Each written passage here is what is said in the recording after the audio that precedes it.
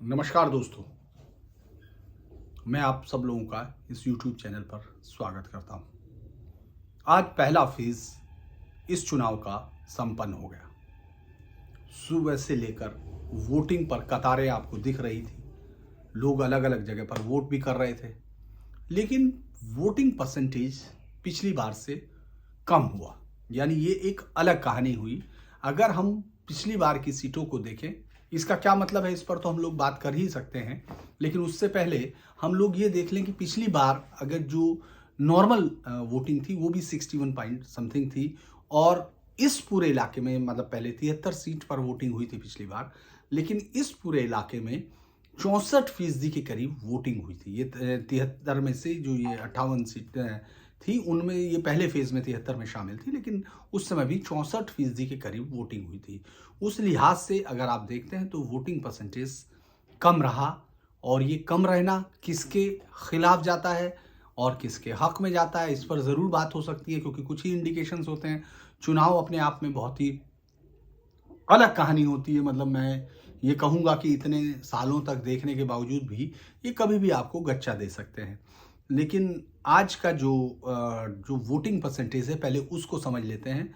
शामली में 3 सीटें थी जिसमें कैराना है। शामली का जो एवरेज है वो 69.42, यानी यहाँ इलेक्शंस काफ़ी ऊपर तक गया है और उसमें वोट पिछली बार से भी बढ़ गया। कैराना पर 75.12% वोट हुआ। इसके साथ थाना भवन पर भी 65.6 हैं, और शामली में 67% के करीब 67.50 इतना फीसदी वोट हुआ, जो कि काफ़ी बड़ा, यानी जहां दोनों तरफ से वोटिंग परसेंटेज काफ़ी ऊपर हुआ। और मुझे लगता है कि जो ये मुकाबला है ये एक तरह से बाइपोलर की तरफ बढ़ता हुआ दिख रहा है। यानी इस पूरे ये तो 10 मार्च को ही साफ होगा कि इस पूरे फेज में किसको फ़ायदा हो रहा है। और जो शामली है, मतलब मैं मुजफ्फरनगर का जो एवरेज है वो 65.34 आया है, लगभग पिछले के करीब है। यहाँ भी अगर आप बुढ़ाना में देखेंगे तो 67.69 है। चरथावल में 66.14 है, और जो पुरकाजी है वहाँ भी 63 है। मुजफ्फरनगर में 61% है, यानी पिछली बार से थोड़ा सा कम। खतौली में 69% है, और मीरापुर में 64% है। मुजफ्फरनगर का भी एवरेज ये आया है। इसके बाद अगर आप मेरठ का एवरेज देख लेते हैं तो ये 60.91 है। इसमें सीवाल खास है, इसमें सरधना है जहाँ 62.30 है, और सीवाल खास में अगर हम लोग देखते हैं तो ये 64.50 है। मेरठ कैंट में 51 है, यानी वोटिंग परसेंटेज। और आपका कैंट में कम है। मेरठ जो साउथ है उस पर 67% है। मेरठ में आपका 64% एक और सीट पर है। इसके अलावा अगर हम लोग इस पर जाते हैं, मेरठ एवरेज हमने आपको बता दिया कि ये लगभग 64 पॉइंट समथिंग है। इसके बाद बागपत का अगर आप देखेंगे तो 61.35 है, और 57% छपरोली पर पड़ा है। 62% और 64% एक उस पर बड़ौत पर, और बागपत में 64% वोटिंग हुई है। गाजियाबाद में महज 54% वोटिंग हुई है, जिसमें से कि अगर आप मुरादनगर जिसमें 57% है, साहिबाबाद में 45%, यानी 45% पर सिमट गया, जहां बड़ी बड़ी उन्हें और जो बीजेपी के पास सीट थी। गाजियाबाद 50% है, मोदीनगर 63% सीट है।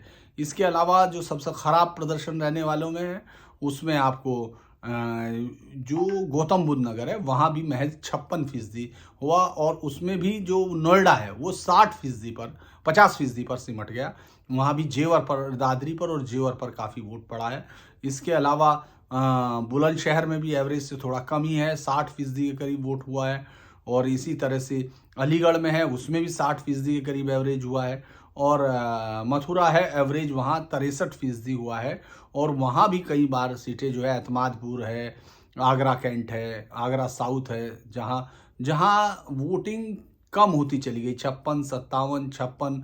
आगरा रूरल में जरूर 62% है, फतेहपुर सीकरी में 64% हुआ, खैरागढ़ में 64% हुआ, फतेहाबाद में 59 है, और बाहा में ये 58% समथिंग हुआ, और एवरेज जो है 60.17। तो ये जो वोटिंग पैटर्न है ये क्या कहता है? क्या आपको लगता है कि इस वोटिंग पैटर्न से कुछ बदलाव दिख रहा है? क्योंकि ये सब चीज़ें बहुत ही वोकल वोटर्स की, और सुबह से अगर हम लोगों ने देखा तो जो वोटर्स है, जो मुस्लिम वोटर है, जो जाट वोटर है, वो काफ़ी लंबी लाइनों के साथ सुबह से वोट करना शुरू किया। और जो अमूमन ट्रेडिशनल वोट बैंक है बीजेपी का, वो जो ट्रेडिशनल वोट बैंक है, मैं उन सब की बातें कर रहा हूँ जो टीवी पर अक्सर वोकल दिखाई देती हैं, जो भी जातियां या जो भी संप्रदाय जो वोट करता है, तो उसमें मुझे लगता है कि काफ़ी एग्रेसिव वोटिंग की उन बीजेपी के जो खिलाफ गठबंधन है, और वो वोट एक तरफा ज़्यादातर जगह पर जाता हुआ दिख रहा था, कि जैसे जो वोटर है उनका आपको सोल जेल की स्टेट, मतलब एक सिंक्रोनाइजेशन वोटों का दिख रहा था। बदले में क्या बीजेपी के वोटर्स उस तरह निकले या नहीं, ये एक सवाल है जो बार बार लोगों के जहन को कर रहा है। क्योंकि अगर सीटें, ये अमूमन माना जाता है, मैं इसीलिए आज कह रहा हूं कि ये वोट फिर बहुत उलझा रहा है तमाम समीक्षकों को, और हो सकता है कि तमाम लोग इस पर गच्चा खा रहे हों। अगर आप गौर करेंगे तो ये वोट उसी तरह से है जिस तरह से पहले अमूमन ट्रेडिशनली कहा जाता था कि जहां वोट परसेंटेज बढ़ता है तो वहां सरकार के खिलाफ जो खड़े हैं उनको फायदा होता है, क्योंकि सरकार के खिलाफ लोग वोट देने निकलते हैं, उनके खिलाफ वो करते हैं। और जहां वोट कम होता है वहां अमूमन सरकारों को रिपीट की तरफ होता है। ये बात एक जो ट्रेडिशनल सफॉलजिस्ट हैं उनका ये मानना होता था। लेकिन यहाँ कुछ दूसरी बातें भी, जो याद कीजिए मैंने आपको कहा हुआ है कि पूरा इलेक्शंस जो वेस्टर्न यूपी का है वो दो चीज़ों में सिमटता हुआ दिख रहा है। एक तो मुख्यमंत्री योगी आदित्यनाथ की लहर है, और दूसरा उनके विधायकों के खिलाफ एंटी इनकम्बेंसी है। ये चीजें अगर आपको इस इलेक्शंस में इशारा करते हैं, और मैं इसकी तरफ चीज की तरफ देखूं, तो मुझे लगता है कि वोट बैंक जहां वोट कम हो रहा है वो सरकार के हक में जरा कम जाता हुआ दिखेगा, क्योंकि लोग शायद जो विधायकों के खिलाफ जो एंटी इनकम्बेंसी है उसमें वो मोदी जी के खिलाफ तो वोट करेंगे नहीं, योगी जी के खिलाफ तो वोट करना नहीं चाहता बीजेपी का वोटर कोई भी जो दिखता है जिसने कॉमन उनको इतनी ताकत के साथ लाया था। लिहाजा वो वोट बैंक से थोड़ा सा, मतलब वोट करने से इनडिफरेंट सा दिखता है, कि जैसे वो वोट नहीं करने जा रहा है। और अमूमन जो, इसीलिए मैं कह रहा हूँ कि महानगरों में जो भी शहर इसमें बैठ रहे हैं उनमें वोटिंग परसेंटेज कम दिख रहा है, ग्रामीण इलाकों में वो वोटिंग परसेंटेज बहुत ज़्यादा हो रहा है। और सरकार के लिए वोटिंग परसेंटेज यहाँ लगता है कि जैसे वहाँ जितना ज़्यादा हो रहा है उसमें बीजेपी वाले लोग भी शामिल हो रहे हैं, मतलब वहाँ जाकर वोट कर रहे हैं वो एक दूसरे की, क्योंकि 75% वोटिंग का होना कैराना में इस बात की तरफ इशारा कर रहा है कि जो जाट और मुस्लिम कॉम्बिनेशन है उसके मुखालिफ भी ताकत के साथ वोट पड़ा है। उसी तरह शामली में आपको वोट बैंक दिखता है कि पूरी ताकत के साथ वोट दोनों तरफ से आ रहा है, और बढ़े हुए वोट में सरकार का वो जो वोट है वो बहुत ताकत के साथ जुड़ रहा है। क्योंकि जो हम लोग, मैं फिर कह रहा था, जो वोकल संप्रदाय है, जो वोकल जातियां हैं, उनके अलावा जो बहुत बड़ा वोट बैंक होता है, जो अलग अलग, जिनका हम लोग अमूमन जिन सीटों पर बहुत वो इनसिग्निफिकेंट संख्या में दिखते हैं, लेकिन वो अगर 3.5 लाख की वोट बैंक है तो उसमें 40 से 50,000 60,000 वो होते हैं जिनकी जातियों का उल्लेख नहीं होता, या जिनको लेकर हम लोग बहुत ज़्यादा अपने समीकरणों में जगह नहीं देते हैं। उन लोगों का वोट कितना पड़ा, ये भी बहुत देखने वाली बात होगी कि वो वोट किस तरह आया। क्योंकि ये तो दिख रहा था कि जो जाट जो वोट है वो आरएलडी की तरफ शिफ्ट हुआ, जिस तरह हम लोग कह रहे थे कि वो काफ़ी हद तक वो शिफ्टिंग है, और बहुत डिवीज़न उस तरह का नहीं दिख रहा है जिस तरह का बीजेपी को उम्मीद थी। हालांकि लोग अलग अलग बता रहे हैं, अगर मैं किसी से बात कर रहा हूँ तमाम जगह पर अलग अलग इस समय आइडिया आ रहे हैं, और हम लोग इतने उलझे हुए चुनाव को, क्योंकि एक ही शहर के 3 अलग अलग जर्नलिस्ट से बात कर रहे हैं तो वो अलग अलग राय के साथ आ रहे हैं। जैसे मैंने कहा कि जैसे अगर मैं किसी से पूछ रहा हूं तो जो बहुत सीजन जर्नलिस्ट है उसका कहना यह है कि सरकार के खिलाफ जब आंधी होती है तो वोट परसेंटेज बहुत बढ़ जाता है, और अगर वो कम रह गया तो इसका मतलब सरकार वापस कर रही है। लेकिन जो सीटें फंसती हुई दिख रही हैं, चूंकि मैं आपको कह रहा था कि विधायकों के टिकट बदलना बीजेपी के लिए बहुत आसान कर रहा था, इस जीत को बहुत सहज कर रहा था, क्योंकि तमाम लोग यहाँ योगी के साथ खड़े हुए दिखते हैं, लेकिन वो उम्मीदवारों को लेकर बहुत ज़्यादा जो है नाराज है। नाराज़गी साफ तौर पर दिखाई भी गई, क्योंकि वो टिकटों के बदलाव की जब बात हो रही थी तो लग रहा था कि जैसे बीजेपी एक बड़ा इस सब का, चूंकि उन्होंने कहीं कहीं अलग अलग एजेंसीज हायर की थी जो ये फैसला कर रही थी कि आखिर कौन जीत रहा है उनका कैंडिडेट। और उनके मुताबिक जो मैं सेंट्रल बीजेपी लीडरशिप की बात करता हूँ कि साहब 3-3 वेरिफिकेशन करके गए, लेकिन मुझे लगता है कि जैसे अब एक बहुत उलझा हुआ सीट कॉम्बिनेशन दिख रहा है जो मृगंका सिंह को लेकर है। वहाँ अब 75% वोट होने के बाद ये कह पाना ज़रा मुश्किल हो रहा है कि आखिर किस तरफ जा रहा है वो वोटर्स। लेकिन उनको एक कमज़ोर कैंडिडेट के तौर पर शुरू में माना जा रहा था, और अब ये वोट ऊपर पहुंचा है तो लगता है कि पूरी ताकत के साथ चुनाव लड़ा गया है। लेकिन सुरेश राणा की सीट को लेकर ज़्यादातर पत्रकारों को लगता है कि वो फंस गई है सीट बीजेपी के हाथ से। उसी तरह संगीत सोम की सीट पर भी उनको यही लगता है कि ये सीट जो है बहुत ताकत के साथ आती हुई नहीं दिख रही है बीजेपी को, जिस तरह से आ रही थी। और हर जगह अगर हम ये देख रहे हैं, लोगों से बात कर रहे हैं, ये समझने की कोशिश कर रहे हैं, तो वो 2-3 सीटों के लूज की बात कर रहे हैं। यानी उनका कहना यह है कि बीजेपी को इस गठबंधन ने नुकसान पहुंचाया है। बीजेपी की जो सीटें थी उनको सब लोग कम मान रहे हैं कि हाँ, ये 53 तो बहुत बड़ी संख्या हो गई है। बीजेपी लगभग नेक टू नेक लड़ती हुई दिख रही है समाजवादी पार्टी और गठबंधन से, क्योंकि इसका मतलब ये है कि वोट जो ट्रांसफर करने में जो जयंत चौधरी को लेकर बात की जा रही थी वो करने में कामयाब रहे, और इस गठबंधन को वो ताकत देते हुए इस समय लग रहे हैं। ये अलग बात है कि अगर आप शुरू करेंगे मुजफ्फरनगर की उन 6 सीटों का, तो जिसमें से मीरापुर जो पिछली बार भी बीजेपी के पास बड़ी मुश्किल से आई थी, 2017 में उन्होंने जीता था, लेकिन 2019 के इलेक्शन में वो पीछे थे। इसके अलावा आप वो चरथावल दिखेगी जहां वो पीछे थे। ये तमाम सीटें इस तरह की थी जहां बीजेपी के लोगों का जो, हालांकि चरथावल में फिर बाद में लोगों का ये भी मानना है कि उस सीट पर जो है सपना जो है उनकी जो पहले वाले विधायक जिनकी डेथ हो गई थी, विजय कश्यप, उनकी पत्नी है, और वो बाद में पंकज मलिक के सामने काफ़ी ताकत के साथ लड़ती हुई दिखाई दी हैं, और उनको सहानुभूति का कुछ वोट मिल रहा है। लेकिन जिस तरह से 2017 का हो रहा था कि लोग बहुत ज़्यादा एसेस करने में अपने आप को गलती दिख रही थी, और बाद में वो गलत भी बहुत सारे लोग पाए गए थे कि साहब उनका असेसमेंट गलत हो गया था, तो ऐसे इस बार भी काफ़ी असेसमेंट लोगों का गलत होने के चांसेस है, क्योंकि वोकल जातियां हैं, वोकल धर्म वाले हैं, उनका हम लोग सब लोग कंसीडर कर रहे हैं। हम हर बार उन 50 से 60 हज़ार वोटर्स को निगेट कर देते हैं जो अमूमन बोलते नहीं हैं, या उस पर टीवी पर या उनमें उनकी तरफ ध्यान नहीं दिया जाता। मुझे लगता है कि ये चुनाव फिर वापस उन्हीं वोटर्स पर जाकर लग गया है। उन्हीं वोटरों को ये तय करना है कि आखिर वो खामोशी से आए, उन्होंने वोट दिया और वो चले गए। तो वही उनकी खामोशी जो है मुझे लगता है 10 मार्च को मुखरित होगी, क्योंकि अभी इस वक्त फर्स्ट फेज में ये कह पाना बहुत मुश्किल हो रहा है कि दोनों में से किसके पास ज़्यादा सीटें आ रही हैं, क्योंकि नेक टू नेक फाइट करते हुए दिख रहे हैं। और जो पिछली बार की तरह बहुत ज़्यादा, हालांकि अभी भी चूंकि वो फिर वही सपा का वोटर, बसपा का वोटर उस तरह बोलता नहीं है, लेकिन फिर भी जो फील्ड में लोग होते हैं उनको दिखने लगता है कि आखिर, जैसे आगरा में अगर मैं कहूँ कि 2-3 सीटें जो हैं काफ़ी अच्छी हैं जिन पर बसपा ने काम किया है, उसी तरह से 1-2 जगह, लेकिन ज़्यादातर जगह मामले से वो लोग अलग दिखाई देते हैं। मतलब मुझे लगता है कि एक ज़्यादातर जो लड़ाई हुई है उसमें समाजवादी पार्टी ने अपने आप को आगे रखा है। और जैसे आगरा में जिस तरह का वोट पड़ा, आगरा के 9 में से भाजपा को लगभग लोग ये मान के चल रहे हैं कि 3 से 4 सीट होनी पड़ सकती हैं, और बसपा का वोटर अच्छा निकला। मुस्लिम ने भी बसपा और सपा को तो खैर देते ही हैं, कुछ आगरा की सीट पर प्रत्याशियों का अपना चेहरा, बीजेपी का जादू, ये अलग अलग लोगों का मानना है।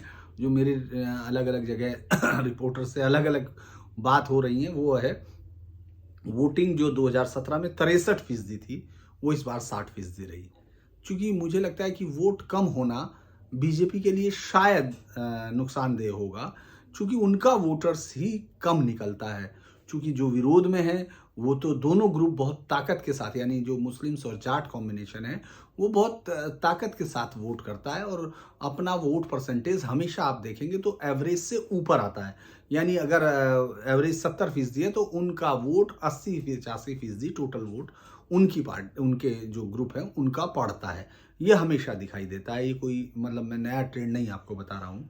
तो इसीलिए जो वोटिंग परसेंटेज है जो यहाँ भी नुकसान में रहा है, जो 60% हुआ है, तो उसका भी नुकसान जो है बहुत ही मुश्किल है। मुझे लगता है कि बाह सीट पर तो खैर फाइट जो है तकड़ी है, सपा के साथ है, लेकिन आगरा जो दक्षिण सीट है वहाँ बसपा का प्रत्याशी काफ़ी आगे निकलता हुआ दिख रहा है। यहाँ कोई मतलब बीजेपी के लिए अगर जीत जाता है तो वही साइलेंट वोटर है, लेकिन अगर मुखर वोटरों की बात करें तो वहाँ मुस्लिम से वोट भी साउथ में बसपा के साथ गया है, वहाँ सपा नहीं दिख रही। खैरागढ़ पर भी जनता जो है, एक जो कांग्रेस के जो ताकतवर है फौजी रामनाथ जो है वो काफ़ी अच्छा लड़ता हुआ दिखा कांग्रेस के लिए वोटिंग वहाँ खैरागढ़ में दिख रही है। उसी तरह आगरा की फतेहाबाद सीट पे वहाँ बीजेपी और सपा के बीच में फाइट है, और रूपाली दीक्षित जो ब्राह्मण हैं कैंडिडेट, उनको भी काफ़ी ठीक ठाक वोट मिला है। तो ये तो हम लोग आगरा की बात करते हैं। इसके अलावा अगर हम लोग मैं आगे की तरफ बढ़ जाऊँ मथुरा में, तो मुझे लगता है कि मथुरा में थोड़ा सा वही फिर दिक्कत है उसको, बसपा यहाँ भी थोड़ा ठीक करती दिखी। जैसे वहाँ माट में जो है त्रिकोणीय मुकाबला रहा, और पंडित श्याम सुंदर शर्मा मुझे लगता है कि अभी भी जो वोट का हम लोग आकलन कर रहे हैं तो वो शायद बेहतर स्थिति में दिख रहे हैं। और बीजेपी श्रीकांत शर्मा और प्रदीप माथुर कांग्रेस, चूँकि आरएलडी वहाँ गठबंधन मथुरा वाली सीट पर नहीं दिख रहा है कहीं भी। वहाँ पंडित श्रीकांत शर्मा मुझे लगता है कि आगे की तरफ ही हैं, वो कमज़ोर नहीं लड़ रहे हैं। और वहाँ भी मुझे लगता है बलदेव में भी वो सीट जो है इनके पास है, बीजेपी के पास, जो आरएलडी सपा गठबंधन की बबीता थी उससे आगे पूर्ण प्रकाश निकलते हुए दिख रहे हैं। इसके अलावा अगर हम लोग बात करें तो आगे की तरफ बढ़कर, तो मुझे लगता है कि मुजफ्फरनगर वहाँ भी बीजेपी जो है थोड़ा सा सीटों को लेकर मुझे लगता है पीछे जाना है उनको, उनकी सीटें कम होंगी। और शामली में ये स्थिति 2 तक जा सकती है, गठबंधन जो कि पिछली बार एक उसके पास गठबंधन के और 2 इनके पास थी, लेकिन इस बार वो थोड़ा रिवर्स ट्रेंड दिख सकता है। लेकिन कैराना फिर उलझा रहा है, कैराना पर मुझे लगता है कि हम लोग कोई अप्रत्याशित नतीजा भी देख सकते हैं, क्योंकि 75% वोटिंग वो नहीं हो सकती जो सिर्फ उनके पक्ष में हो, क्योंकि मुस्लिम वोटर्स वहाँ वाकई बहुत ज़्यादा हैं। लेकिन जो बाकी गुर्जर वोट हैं और बाकी जितने लोग हैं, पलायन का मुद्दा और वो तमाम चीज़ों को देखना होगा कि क्या हिंदू उन मुद्दों पर एग्रेसिव होकर वोट किया है। उसी तरह से शामली में लगता है कि शामली जो है काफ़ी हद तक बीजेपी की तरफ मुड़ती हुई दिख रही थी ये सीट, और वोटिंग परसेंटेज भी वहाँ इतना ज़्यादा गया है, तो लगता है कि वोटिंग हुई है, वो लोग निकलकर वोट किए हैं। लेकिन थाना भवन काफ़ी देर तक बड़े तकड़ी वोटिंग, जैसे इस्लामपुर वैसानी जैसे गांव थे जो मुस्लिमों के बहुत बड़े गांव हैं, वहाँ 70, 80, 90 तक पहुंच रहा था। जो पूरा का पूरा वोटिंग परसेंटेज है वो बहुत ऊपर तक जा रहा था। उसी तरह से उनके जो माफ़ कीजिएगा, जो ये बड़े गांव बधे जो हैं, उन सब के गाँव को अगर हम गौर करते हैं तो वो भी काफ़ी बड़ी संख्या में वोटिंग करते हुए दिख रहे थे। तो इस सीट को थोड़ा सा टफ माना जा रहा है, मुझे लगता है उनके लिए, बीजेपी के लिए ये सीट थोड़ा सा प्रॉब्लमेटिक दिख रही है। अभी की जो बातचीत मैं कर रहा हूँ, मैं फिर ये कह रहा हूँ कि सच सुनना बड़ा मुश्किल काम होता है, और बहुत सारे अपने जो समर्थक, जो मेरे व्यूअर्स हैं, दोस्त हैं, उनको भी लगता है कि जैसे कि हर चीज़ हम लोग वही बोलें जो दूसरे जो हमारे हक में हो। ऐसा हो नहीं सकता है कि जो मैं कह रहा हूँ वो हमेशा मेरे हक में हो, या जो मैं कह रहा हूँ वो हमेशा आपको अच्छा लगे। लेकिन आज की डेट में ये बीजेपी को ये कमी ज़रूर खलेगी। मुझे लगता है कि वो किस तरह से वो ये कर रहे थे, लेकिन मुझे लगता है जो उम्मीदवारों का जो सिलेक्शंस है उस पर गंभीर सवाल थे और हैं। योगी आदित्यनाथ हर जगह अपने गर्मी से, जो बयानों से वो अगर माहौल को गर्म भी कर रहे हैं, तो उससे उनके वोटर उस तरह गर्म होते हुए नहीं दिखे। उनको बाहर आना चाहिए था, क्योंकि उसके बीच में जो बैरियर है, जो इंसुलेशन खड़ा कर दिया, वो उनके उम्मीदवारों के खिलाफ जिस तरह की एंटी इनकम्बेंसी है वो दिखती है। मेरठ में आपको ये ज़्यादा दिखाई दे रही है। आप सोचिए कि मेरठ की सरधना सीट पर संगीत सोम के खिलाफ बहुत सही पोजीशन में दिख रहा है समाजवादी पार्टी कैंडिडेट, और बसपा वहाँ वोट नहीं काट पाई है। सिवाल खास में भी ठीक ठाक उनका रहा है। यहाँ तक कि आप देखेंगे कैंट पर भी वोटिंग कम हो रही है, जो जो बीजेपी की सीटें मानी जा रही है।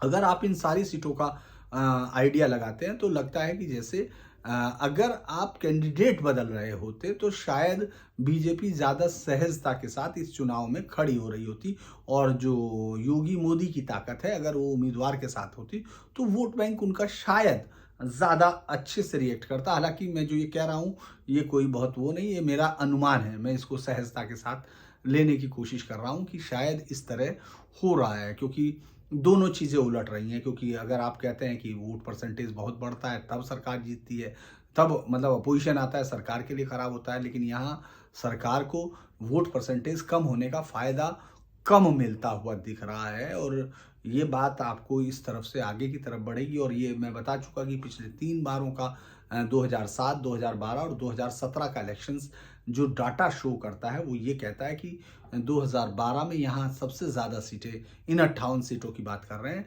बसपा ने जीती थी और उसी की फिर सरकार बन गई थी।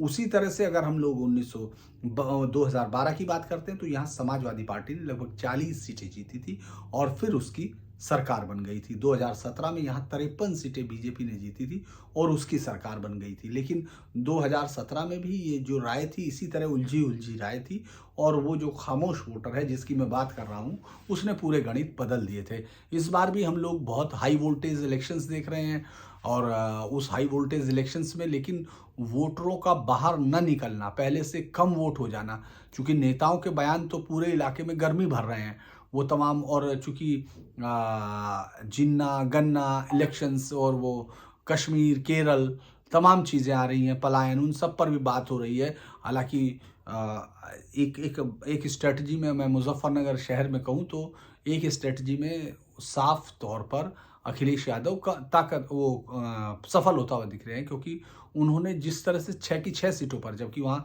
हमेशा 2-3 सीटों पर मुस्लिम कैंडिडेट लड़ाने का रिकॉर्ड है, लेकिन वहाँ उन्होंने 6 की 6 सीटों पर कोई मुस्लिम कैंडिडेट नहीं दिया। लेकिन मुस्लिम वोट कम से कम मुजफ्फरनगर ज़िले की अगर मैं बात करूँ तो वो शिफ्ट होता हुआ दिख रहा है, पूरी तरह से समाजवादी पार्टी के लिए गोलबंदी करता हुआ दिख रहा है। यही वजह है कि चरथावल में भी समाजवादी पार्टी काफ़ी अच्छी उससे दिख रही है, क्योंकि वहाँ अगर बसपा के सईद मुर्तज़ा के बेटा जो है सलमान सईद, वो अगर मुस्लिम वोटर्स को खींच पाते तो बीजेपी के लिए वो ज़्यादा सहजता होती।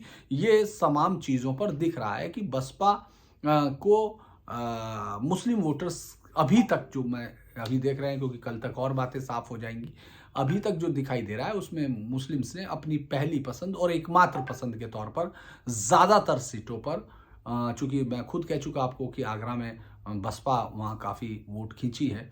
बसपा के 8 सीट हम लोगों ने आगरा में बात की है कि वहाँ जो वोटर्स है वो उसने बहुत पसंद किया है बसपा को, जहाँ बसपा हराने में कामयाब हो रही है। लेकिन बाकी ज़्यादातर जगह पर उन्होंने जीत हार की बजाय ये कोशिश की है कि वो पूरी जो है पूरी की पूरी वोट शिफ्ट हो सके समाजवादी पार्टी की तरफ। उधर बुलंदशहर की तरफ भी मुझे लगता है बुलंदशहर सीट काफ़ी बड़ी उस पर हुआ है, वहाँ काफ़ी टफ मुकाबला जो दिख रहा, जो आपको समझ से बाहर होता है उस तरह का मुकाबला वहाँ है। इसके अलावा शिकारपुर में वहाँ बीजेपी का ठीक ठाक दिखता हुआ है। अतरौली सीट भी उनकी फंसी हुई है जो बीजेपी की, जहाँ खुद कल्याण सिंह के पुत्र लड़ रहे हैं, वो वाली सीट पर भी लोगों को काफ़ी वो है। यानी वहाँ भी अगर हम लोग गौर करते हैं तो कई सीटों पर जो टक्कर है और बहुत कह पाना बहुत ही मुश्किल हो जा रहा है, और वहाँ भी वोट परसेंटेज अगर देखते हैं तो उस लेवल से हाई होता हुआ नहीं दिख रहा है।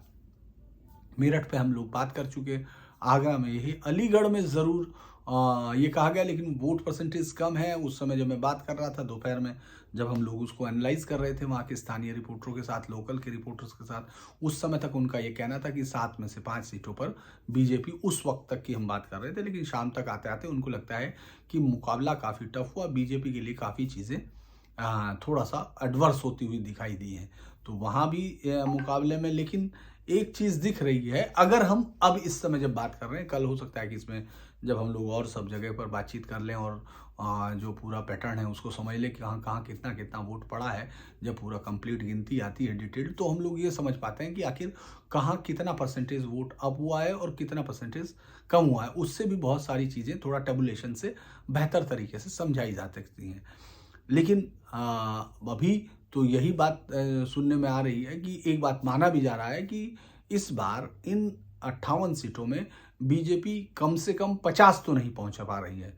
ये साफ है। फिर बीजेपी 40 पर पहुंच रही है कि नहीं, ये सवाल है। और आखिर में 30 को क्रॉस कर रही है कि नहीं, इस पर भी लोगों के अंदर जिस तरह का मतभेद अभी दिख रहा है, जिन लोगों से हम लोग समझने की कोशिश करते हैं, चूंकि हम लोग भी अलग अलग पत्रकारों से बात करके इसको समझते हैं, क्योंकि एक दो जगह तो हम खुद जाते हैं। जिस हिसाब से चुनाव से पहले की बात अलग होती है, वोटिंग के दिन का जो नज़ारा होता है, मुझे लगता है कि वो बहुत ही अलग होता है। जो लोग इसको कवर करते हैं वही इसको समझते हैं कि उस समय ये कह पाना कितना मुश्किल होता है कि जो आदमी आपको 2 दिन पहले कैमरे पर बोल रहा था वो अचानक किस तरफ जाएगा। ये बहुत सारी चीज़ें, हालांकि अगर जीतते हैं तो फिर तमाम चीज़ें माफ़ हो जाती हैं, और आप हार जाते हैं तो आपका हर एक चीज़ उठा उठा कर खींचा जाता है कि इस वजह से हारे होंगे, ये वजह रही होगी।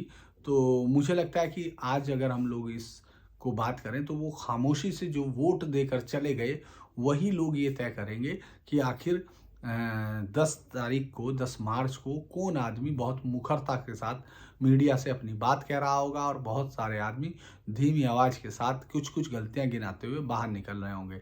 लेकिन आज अगर हम वोटिंग परसेंटेज का पैटर्न देखते हैं तो उसमें आपको दिखेगा कि वो दोनों लड़के और उनके लोग समर्थक आज काफ़ी खुशी जाहिर करते हुए दिख रहे हैं। बीजेपी के हालांकि लोगों ने कहा है, मैंने केशव प्रसाद मौर्य जी का बयान भी सुना, वो जो कह रहे थे कि ये मतदाताओं ने बता दिया है साफ तौर पर कि वो किसके साथ हैं, और हमको लगता है कि ये ट्रेंड आगे बढ़ेगा और बीजेपी 300 प्लस सीटों के साथ आगे आएगी। लेकिन जिस तरह से ग्राउंड रिपोर्ट्स अभी दिख रही हैं लोगों की, उसमें थोड़ा सा मुझे लगता है कि इस समय मुकाबला बहुत कांटे का है, और बीजेपी को उस तरह की स्वीपिंग वो दिख नहीं रही है। हालांकि मिल जाए तो कुछ कहा नहीं जा सकता, मैं कोई भी सीटों का आंकड़ा नहीं बता पाऊंगा, क्योंकि ये इस तरह की चीज़ होती है जिससे आप लोग भी आहत होते हैं और कोई भी चीज़ उस तरह निकलती है। मैंने फिर आपको कहा कि बहुत सारे फैक्टर्स होते हैं, चूँकि जब हम जितना ज़्यादा उस इलाके को जानते हैं उतना ही ज़्यादा फिर और वो होता है कि यहाँ शायद ये हुआ होगा, वहाँ शायद ये हुआ होगा। क्योंकि अलीगढ़ में हम लोग वो उसमें बुलंदशहर में कोल और वो उसकी सीट को देख रहे थे, अतरौली की सीटों पर क्या कन्फ्यूजन्स है मतदाताओं में, ये क्लैरिटी शाम तक नहीं हो रही थी। क्योंकि जिस तरह से सुनने में आपको लगता है कि अरे कल्याण सिंह का पोता है तो वो आसानी से होगा, और वहीं जब आप टफ सीट देखते हैं तो बहुत ही मुश्किल होते हैं। तो गांव-गांव में चूँकि वहाँ वोट कितना पड़ा है, जो लग रहा था कि अलग-अलग लोग खड़े हुए उन्होंने वोट काटे होंगे, तो अभी तक मुझे लग रहा है कि वो नहीं दिख रहा है, और ये उम्मीद बहुत आसानी से पूरी होती हुई नहीं दिख रही है। तो आज का जो फर्स्ट फेज़ का इलेक्शन था उसके लिए मुझे लगता है कि हम लोग बहुत ही कन्फ्यूज़न की स्टेट को देख रहे हैं तमाम लोगों में, और इस पर 10 मार्च को ही फैसला होगा। हालांकि ऐसा 2017 में भी यही बातें हुई थी और बीजेपी ने बहुत आंधी की तरह किया था, लेकिन मैं बता चुका 2012, 2007 और 2017 तीनों में ये इस क्षेत्र का कितना महत्व है। तो आज के लिए मुझे लगता है इतना ही, फिर हम लोग आगे बात करेंगे। नमस्कार।